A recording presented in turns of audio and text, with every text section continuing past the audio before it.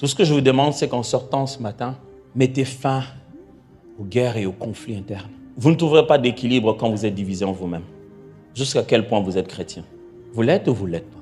Vous ne pouvez pas trouver une version améliorée de ça. Il n'y a qu'une façon d'être chrétien. C'est être comme Jésus. Il n'y en a pas une autre. Nous tous, nous sommes que des imitateurs. Et on n'en a pas honte. C'est la seule fois dans la vie où on est heureux d'être des imitateurs. Des copieurs. Quelqu'un s'en bat même la poitrine dans la Bible. Il dit, moi, soyez mes imitateurs, comme je le suis de Christ. Il est temps d'arrêter des conflits internes. Ton déséquilibre, ce n'est pas l'argent qui te manque dans un domaine ou un autre. Ton déséquilibre vient de ton homme intérieur. Tu ne sais plus qui tu es. Tu regardes ton visage dans le miroir et tu ne te souviens plus de toi-même. Tu es devenu ton travail. Tu es devenu ton mari. Tu es devenu ta femme. Tu es devenu tes enfants. Et toi, tu es qui? Quand on a touché à chacune de ces choses, tu as perdu la paix.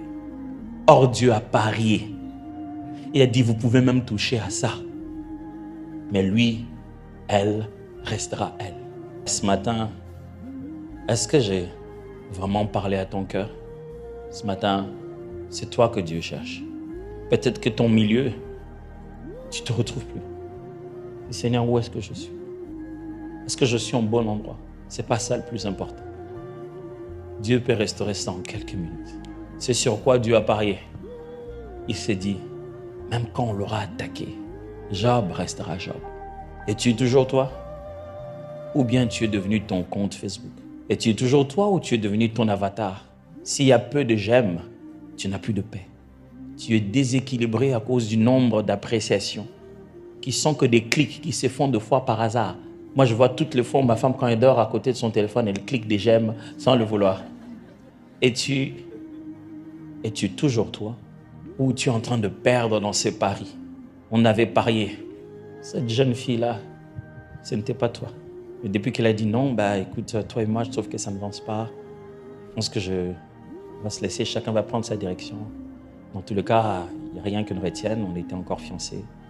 Et je pense que dans ces fiançailles, on ne partage pas les mêmes convictions. Ces quelques phrases t'ont ruiné.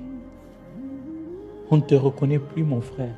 Non, c'est parce qu'on t'empêche d'être émotionnel. Tu en as le droit.